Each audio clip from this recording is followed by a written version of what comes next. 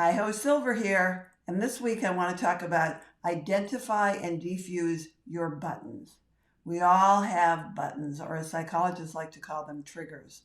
And when we get triggered, it is a reaction that's negative and it's bad for us. So it's really a good idea to identify and diffuse your buttons. Now, I attended a lecture a while back by a psychologist who said that when you react to a situation, your inner child is in control.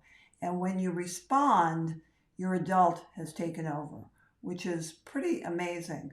So what I like to say is that victims react and victors respond. So if you want to be a victim, then this is what it looks like.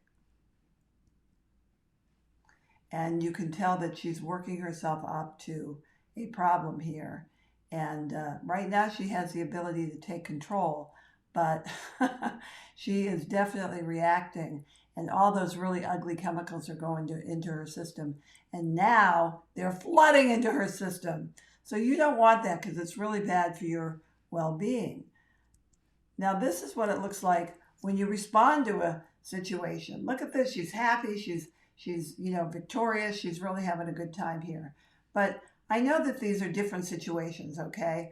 But I just wanted to give you a visual of what it looks like. Now, I had a situation yesterday when I pulled the car out of the garage and I went to close the garage door with the clicker and it didn't respond. And then I reacted.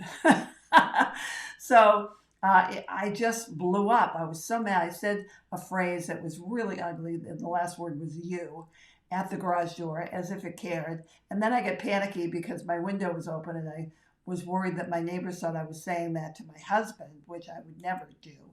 And so it just spiraled. And all these ugly chemicals are going into my system as it spirals.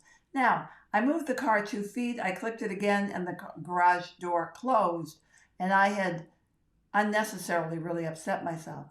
But here's what I realized. I wasn't really mad at the garage clicker. I was really upset because I was going to be late. And I felt like an idiot because I was going to be late because I could have planned better.